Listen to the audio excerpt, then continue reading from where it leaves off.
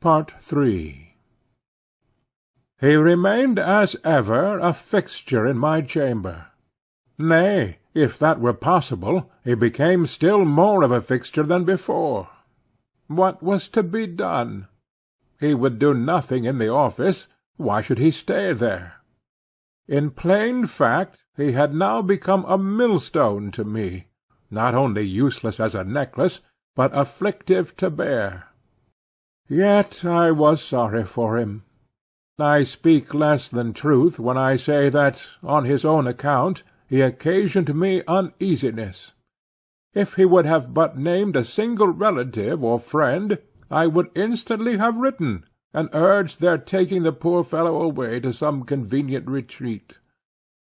But he seemed alone, absolutely alone in the universe, a bit of wreck in the mid-Atlantic.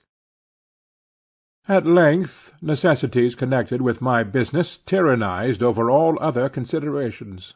Decently as I could, I told Bartleby that in 6 days' time he must unconditionally leave the office.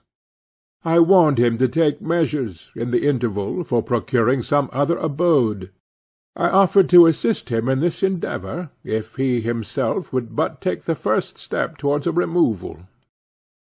"And when you finally quit me, Bartleby," added I shall see that you go not away entirely unprovided. 6 days from this hour, remember."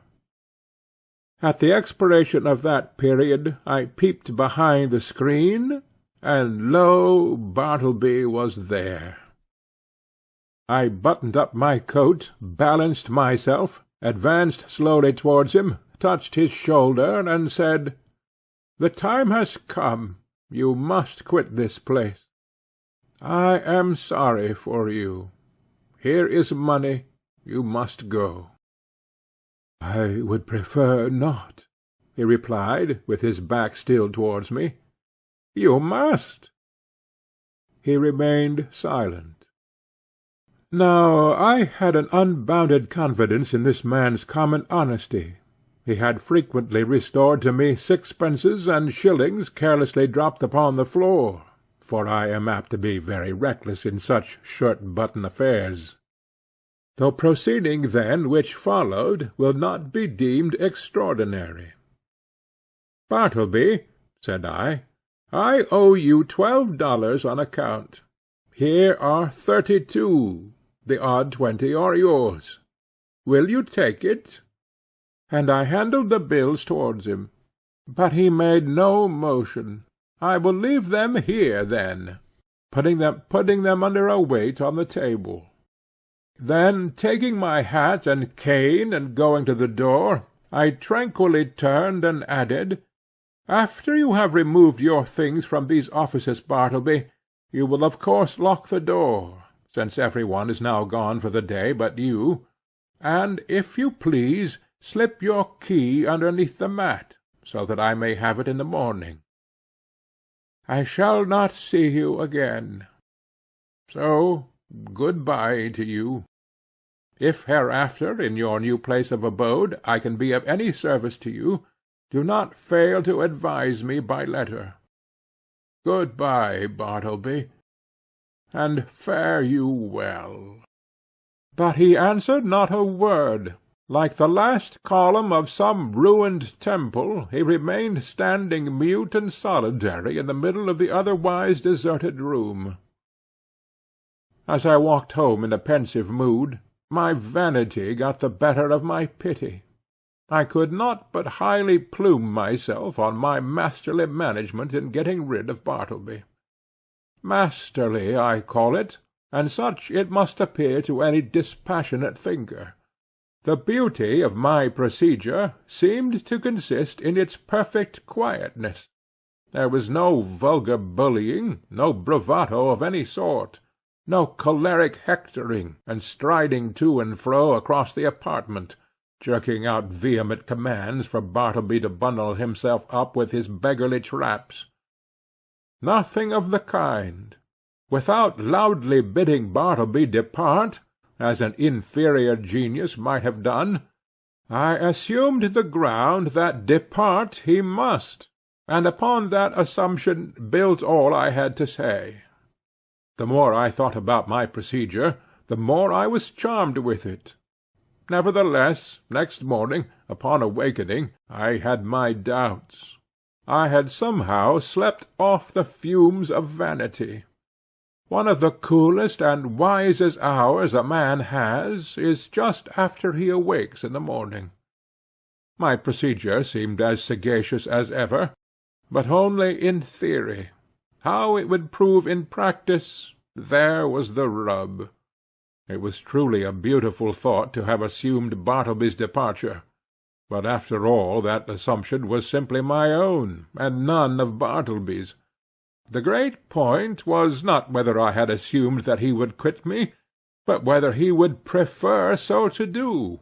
He was more of a man of preferences than assumptions. After breakfast I walked down-town, arguing the probabilities pro and con.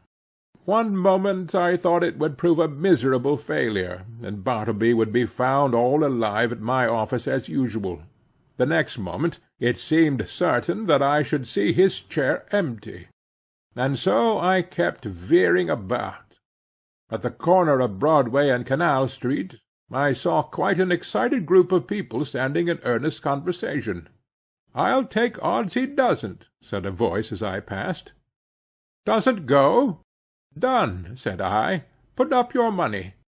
I was instinctively putting my hand in my pocket to produce my own, when I remembered that this was an election day. The words I had overheard bore no reference to Bartleby, but to the success or non-success of some candidate for the mayoralty. In my intent frame of mind I had, as it were, imagined that all Broadway shared in my excitement, and were debating the same question with me. I passed on, very thankful that the uproar of the street screened my momentary absent-mindedness. As I had intended, I was earlier than usual at my office door. I stood listening for a moment. All was still. He must be gone. I tried the knob. The door was locked. Yes, my procedure had worked to a charm. He indeed must be vanished. Yet a certain melancholy mixed with this. I was almost sorry for my brilliant success. I was fumbling under the door-mat for the key, which Bartleby was to have left there for me, when accidentally my knee knocked against a panel, producing a summoning sound, and in response a voice came to me from within. "Not yet. I am occupied." It was Bartleby. I was thunderstruck. For an instant I stood like the man who, pipe in mouth, was killed one cloudless afternoon long ago in Virginia by a summer lightning. At his own warm open window he was killed, and remained leaning out there upon the dreamy afternoon till some one touched him, when he fell. "Not gone," I murmured at last, but again obeying that wondrous ascendancy which the inscrutable Scrivener had over me, and from which ascendancy, for all my chafing, I could not completely escape, I slowly went downstairs and out into the street, and while walking round the block considered what I should next do in this unheard-of perplexity. Turn the man out by an actual thrusting I could not. To drive him away by calling him hard names would not do. Calling in the police was an unpleasant idea, and yet permit him to enjoy his cadaverous triumph over me, this too I could not think of. What was to be done? Or, if nothing could be done, was there anything further that I could assume in the matter? Yes, as before I had prospectively assumed that Bartleby would depart, so now I might retrospectively assume that departed he was. In the legitimate carrying out of this assumption, I might enter my office in a great hurry, and pretending not to see Bartleby at all, walk straight against him as if he were air. Such a proceeding would in a singular degree have the appearance of a home thrust. It was hardly possible that Bartleby could withstand such an application of the doctrine of assumptions. But, upon second thought, the success of the plan seemed rather dubious. I resolved to argue the matter over with him. "Bartleby," said I, entering the office with a quietly severe expression, "I am seriously displeased. I am pained, Bartleby. I had thought better of you. I had imagined you of such a gentlemanly organization that in any delicate dilemma a slight hint would have sufficed, in short, an assumption. But it appears I am deceived. Why," I added, unaffectedly starting, "you have not even touched that money yet," pointing to it, just where I had left it the evening previous. He answered nothing. "Will you or will you not quit me?" I now demanded in a sudden passion, advancing close to him. "I would prefer not to quit you," he replied, gently emphasizing the "not." "What earthly right have you to stay here? Do you pay rent? Do you pay my taxes? Or is this property yours?" He answered nothing. "Are you ready to go on and write now? Are your eyes recovered?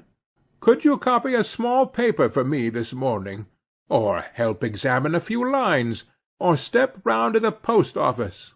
In a word, will you do anything at all to give a colouring to your refusal to depart the premises?" He silently retired into his hermitage.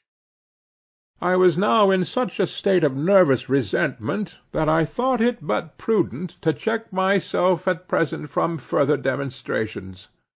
Bartleby and I were alone. I remembered the tragedy of the unfortunate Adams, and the still more unfortunate Colt in the solitary office of the latter, and how poor Colt, being dreadfully incensed by Adams, and imprudently permitting himself to get wildly excited, was at unawares hurried into his fatal act, an act which certainly no man could possibly deplore more than the actor himself.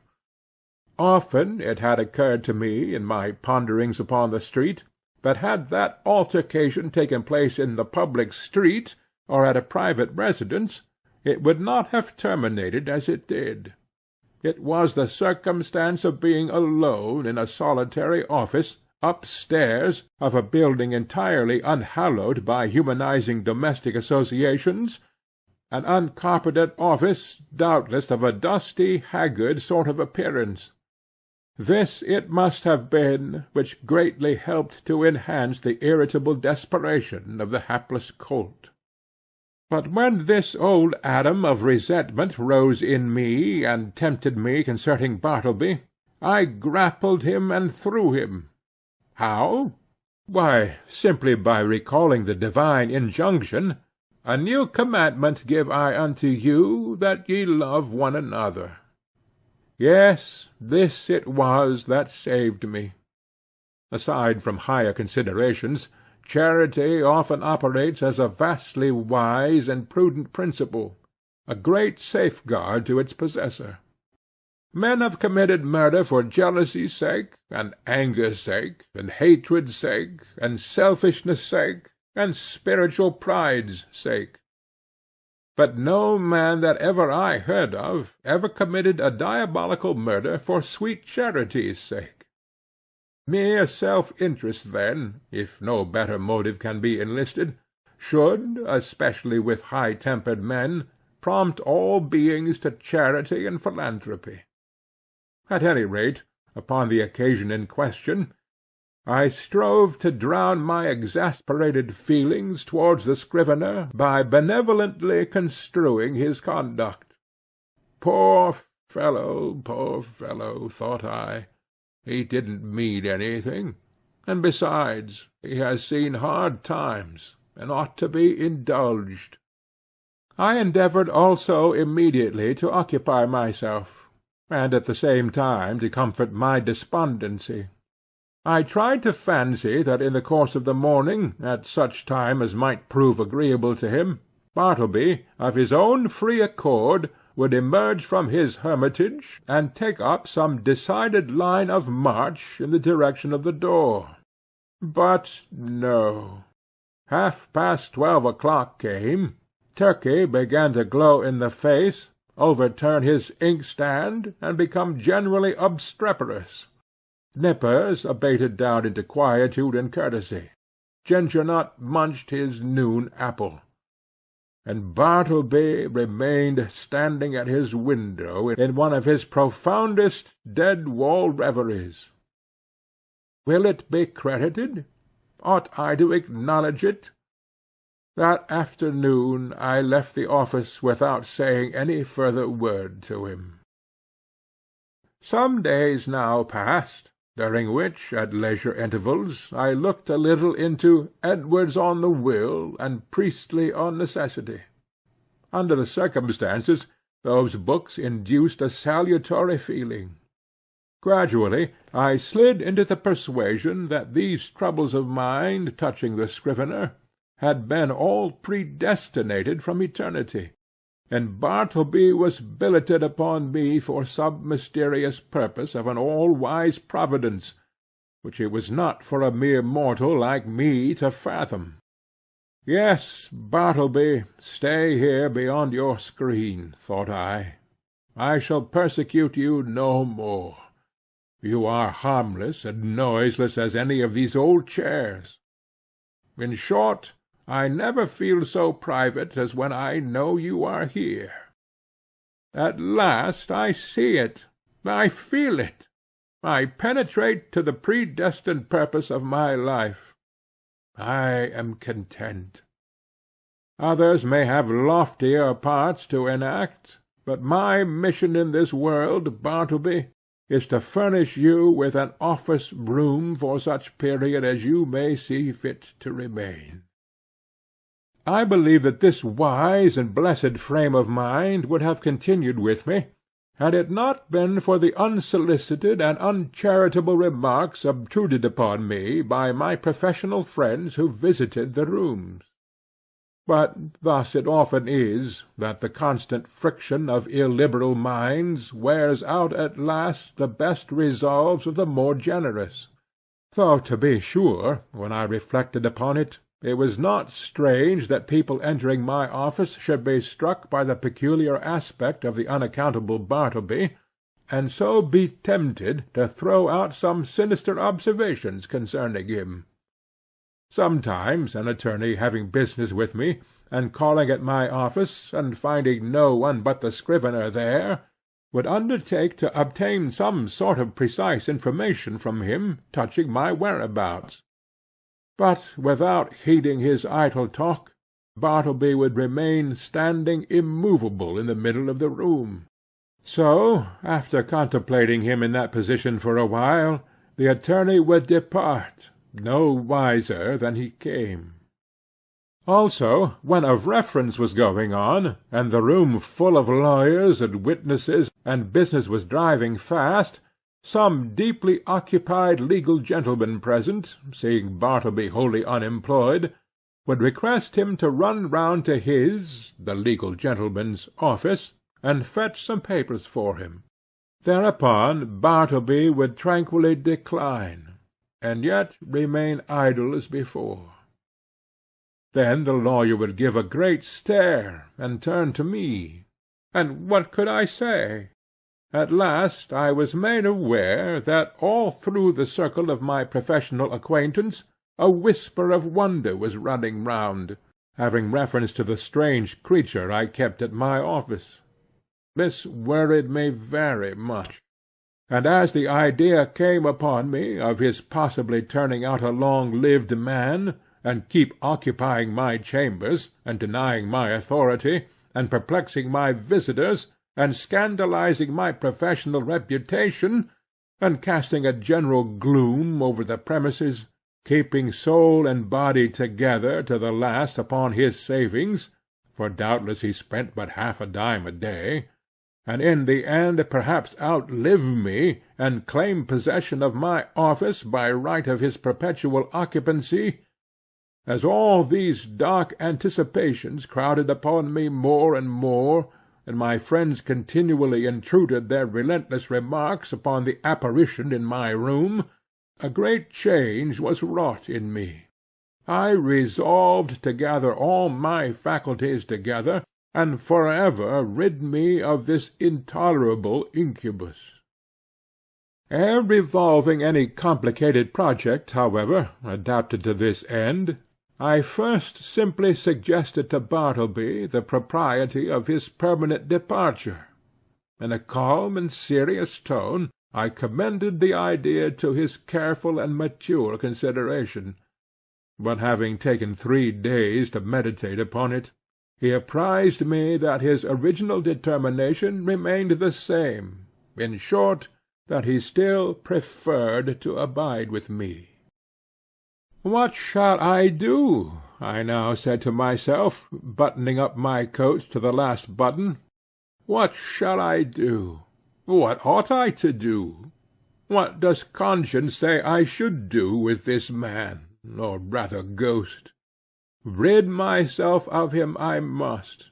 Go he shall. But how? You will not thrust him, the poor, pale, passive mortal, you will not thrust such a helpless creature out of your door. You will not honour yourself by such cruelty? No, I will not. I cannot do that. Rather would I let him live and die here, and then mason up his remains in the wall. And what then will you do? For all your coaxing he will not budge. Bribes he leaves under your own paper-weight on your table. In short, it is quite plain that he prefers to cling to you. Then something severe, something unusual must be done. What? Surely you will not have him collared by a constable, and commit his innocent pallor to the common jail? And upon what ground would you procure such a thing to be done? A vagrant, is he? What, he a vagrant, a wanderer, who refuses to budge? It is because he will not be a vagrant, then, that you seek to count him as a vagrant. That is too absurd. No visible means of support. There I have him. Wrong again, for indubitably he does support himself, and that is the only unanswerable proof that any man can show of his possessing the means so to do. No more, then. Since he will not quit me, I must quit him. I will change my offices. I will move elsewhere, and give him fair notice that if I find him on my new premises, I will then proceed against him as a common trespasser. Acting accordingly, next day I thus addressed him. I find these chambers too far from the city hall. The air is unwholesome. In a word, I propose to remove my offices next week, and shall no longer require your services. I tell you this now, in order that you may seek another place. He made no reply, and nothing more was said. On the appointed day I engaged carts and men, proceeded to my chambers, and having but little furniture, everything was removed in a few hours. Throughout, the scrivener remained standing behind the screen, which I directed to be removed the last thing. It was withdrawn, and being folded up like a huge folio, left him the motionless occupant of a naked room. I stood in the entry watching him for a moment, while something from within me upbraided me. I re-entered, with my hand in my pocket, and my heart in my mouth. Good-bye, Bartleby. I am going. Good-bye, and God some way bless you. And take that. slipping something in his hand. But it dropped upon the floor, and then, strange to say, I tore myself from him whom I had so longed to be rid of.